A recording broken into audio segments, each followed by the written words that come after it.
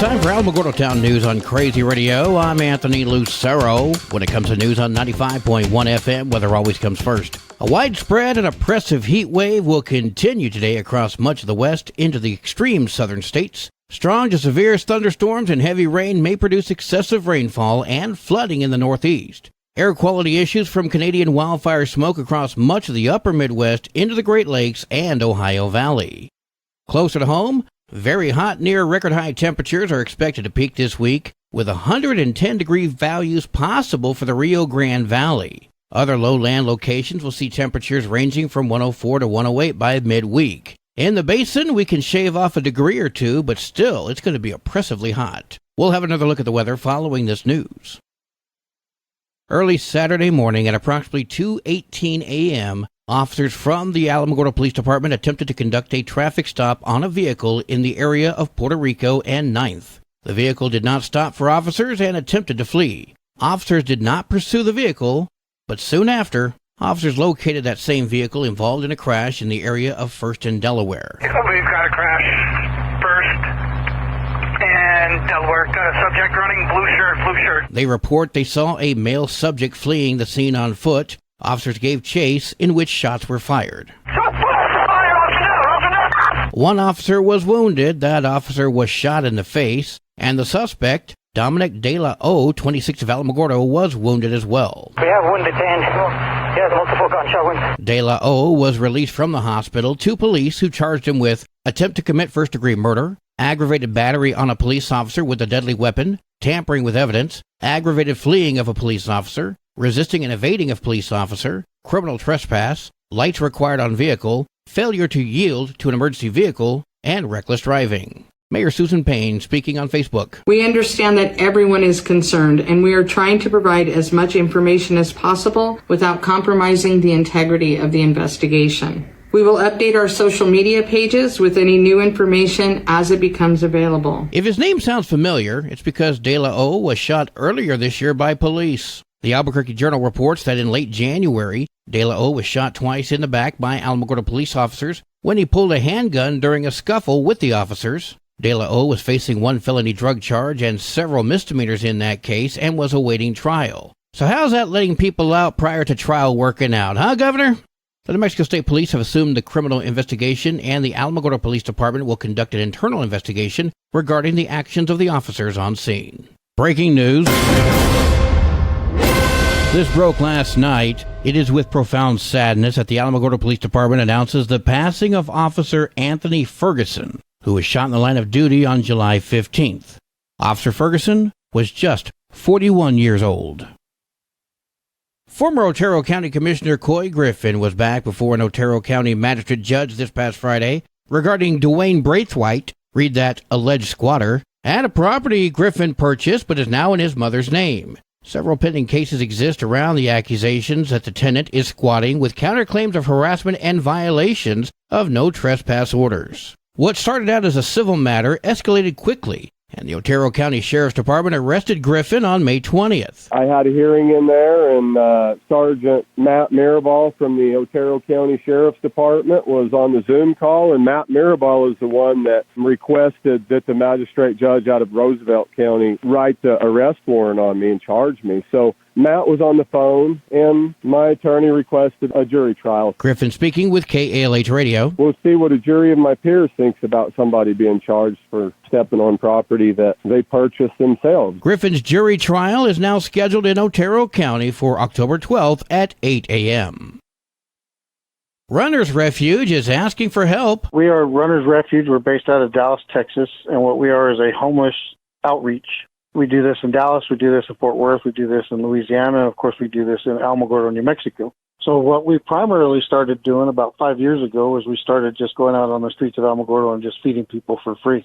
Just loving on them, give them a free meal, tell them they were loved, pray for them. And it turned into, we have acquired the old House of Prayer property on 601 Delaware and 600 New York, all up and down 6th Street. Pastor Rich speaking with Crazy Radio. So how does someone help, Pastor? There's different ways that you can do that. You can mail us a check at 601 Delaware, or you can get onto the website at runnersrefuge.org, and there's a little give button in there, and then there's a pull-down tab, that you can specifically give to Alamogordo. That website, once again, runnersrefuge.org. Back to school is just around the corner, and school supplies are not getting any cheaper. So Mountain View Church is prepared with the annual Back to School Fest. Pastor Anthony Torres told me all about it. We're giving away free backpacks, haircut vouchers. We have free food, bounce house. July 29th from 11 to 2 at 1300 Cuba Avenue.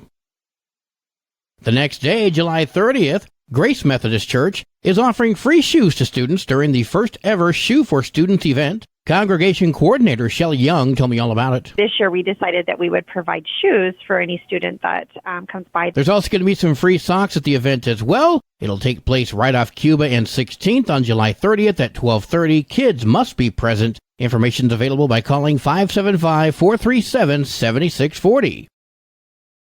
The Alamo Senior Center presents the Dog Days of Summer Dance. I spoke with Brittany. It is on July 28th from 2 to 5 p.m. Tickets are $10. We're going to have hot dogs and potato salad and watermelon for dessert. And then Lenore from the Songbirds will be having music going. And then we're also going to be holding a silent auction during that time as well. 2201 Puerto Rico. Telephone 575-439-4150 for more info. As previously reported, Michelle Gill of the Center of Commerce had a going-away party this past Friday. Her persistence in getting me to join is exactly what she's probably done with everybody else in this room, of encouraging them in their business and helping them become a member of the Center of Commerce and helping other businesses, if they're not even a member of the Center of Commerce, helping other people in the community. We certainly wish her well in her future endeavors.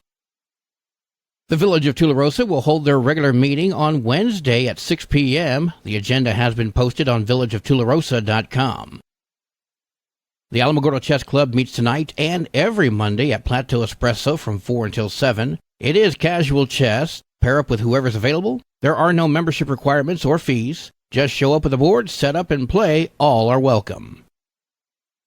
Well, today is Monday. Let's check in with Sunny Eris and get this week's pup date from Animal Village NM. Hi, this is Animal Village NM, and frankly, it gets old having to say this, but we need your help. I'm going to say this again. New Mexico has more people abandoning pets than any other state in America. We're in a financial crisis, and before we have to stop providing our services due to a lack of donations, here are the reasons we think you should be a monthly sponsor of Animal Village NM. Unspayed, unneutered pets cost your community in so many ways. Unneutered male dogs represent 90% of the dogs with dominance aggression, and unneutered male dogs cause up to 76% of reported bites. Unspayed females attract free-roaming males, which increases bite risk to people who are now exposed to unfamiliar dogs. Females are protective of their puppies and may bite those who try to handle their young. Unspayed females contribute unwanted dogs, litters of puppies who are often acquired by people who don't have a clue about the long-term commitment they've undertaken. Surrender them to animal control shelters where many are destroyed or turned loose under the ignorant assumption that they can fend for themselves in the wild. They can't. Costs associated with dog bite injuries involve so many quality of life issues. Community leaders have to decide what's more important, the time, effort, and expense necessary to create a bite reduction program, or a new fire truck, street paving, or city parks. The constant time spent by volunteer rescuers, paid community officials on animal-related issues, the deterioration of relationships between neighbors over these issues, appropriate medical support, concerns about neighborhood safety for children, homeowners' insurance costs rising in the community, and animal shelter support for unwanted pets. All of these are burdens on your community for one reason: pet owners. Pet owners are different than pet guardians. Guardians spay or neuter their pets, keep them safely contained in the home, and give them the exercise and veterinary care they deserve, along with socialization that keeps your community safer.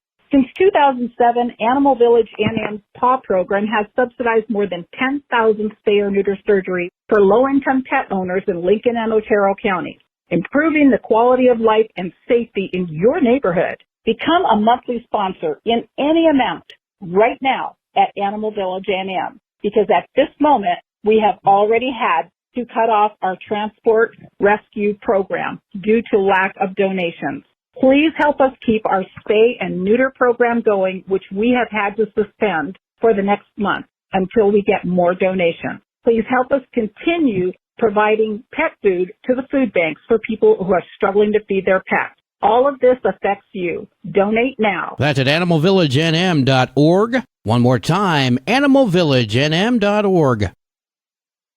News from around the state in just a moment. This is Alamogordo Town News on Crazy Radio. I'm Anthony Lucero. AlamogordoTownNews.com is a locally owned website featuring local news matters from a local perspective that affects you, and we bring it to you directly. Plus, local sports, cultural arts, and events. Online, AlamogordoTownNews.com. Owned and operated by Second Life Media. We are Otero County. Directory Plus is the right size book. It's the book if you need a phone book. That's what just one person has to say about Directory Plus. With its red cover, features, colorful yellow pages, and lots more, it's no wonder people all over use Directory Plus. It has so much more information. You can cross-check phone numbers or addresses or pretty much anything. Look on the plus side, Directory Plus. I'm a big fan of Directory Plus. One person is dead and another seriously injured after an officer-involved shooting in Donna Ana County early yesterday morning. At around 1:25 a.m., two Donna Ana County Sheriff's deputies saw a truck pulling a utility trailer exiting I-15 with one blown tire. The driver of the vehicles failed to stop at the bottom of the ramp and proceeded. As deputies approached the truck, the driver began firing. Deputies, aided by state police and border patrol, took cover and returned fire. The driver was shot in this exchange. A female passenger of that vehicle was also injured by gunfire, both transported to the hospital. The male driver is now deceased. 4 people were injured after a suspected streetcar racer lost control Saturday night in northwest Albuquerque. Albuquerque Fire Rescue say they received reports of 2 vehicles racing on Central around 10 p.m. A driver lost control and ran into pedestrians who were in line at a food truck. 3 of the pedestrians were critically injured and 1 sustained non-critical injuries. Officials say the 4 injured pedestrians have been transported to the hospital. There is no information on the driver or vehicle at this time. The Carlsbad Caverns National Park was closed Saturday after lightning struck the visitor center, caused the outage of some lights and elevators. The park said the National Weather Service forecasted storms to continue throughout the day, leading the park administrators to close the caverns for safety concerns. The park did reopen yesterday. The Taos County Sheriff's Office has offered safety tips for campers in the area due to a Bigfoot warning. The tips are the do's and don'ts if you happen to encounter a Bigfoot. The warning states that the species are coming down from the high country to the Kern River to hunt for fish and vegetation. If you happen to see a Bigfoot, here's what they're saying to do. Go about your business and take photographs documenting the event, but do not run toward or away from Bigfoot. Do not yell at Bigfoot, and do not try to feed Bigfoot. The Sheriff's Office also said the species will not enter an occupied camp or harm people. If an encounter does happen, the public has been asked to please report it to the closest ranger station. How the hell is this news? The Alamogordo Center of Commerce presents the 3rd annual Tularosa Basin Open Golf Tournament, Saturday, August 26th at Desert Lakes Golf Course, featuring celebrity guest John Carlos. Contact the Center of Commerce today to sponsor our guest speaker, breakfast and lunch, golf handbag, and more. Golfers, call Desert Lakes at 575-439-0290 to secure your spot in the 4-man scramble best ball tournament. See you on the green. The National Weather Service has issued a heat advisory in effect until midnight Wednesday night. A heat advisory means that excessive heat will significantly increase the potential for heat-related illnesses, particularly for those working or participating in outdoor activities. Be sure to drink plenty of fluids, remain in air-conditioned rooms, stay out of the sun, and check up on relatives and neighbors. Young children and pets should never be left unattended in vehicles under any circumstances. Your Crazy Radio spot-on weather forecast for the Tularosa Basin today calls for sunny and hot. Mostly cloudy, becoming mostly clear tonight. Sunny and hot tomorrow. Your high today in the basin, 102. Low tonight of 77. High tomorrow, 104. In Cloudcroft, increasing cloudiness with a slight chance of showers and storms. Partly cloudy tonight with winds gusting as high as 21. Sunny tomorrow, winds gusting as high as 18. Your high today for Cloudcroft, 80. Low tonight of 59. High tomorrow, 83 degrees. Local breaking news can be found on our website, AlamogordoTownNews.com. And learn more about Crazy Radio by visiting KALHradio.org. We've also launched the Crazy KALH Radio YouTube channel, which will feature our daily newscasts, complete interviews, and other information which concerns everyone in the Tularosa Basin. That concludes today's edition of Alamogordo Town News on Crazy Radio. I'm Anthony Lucero.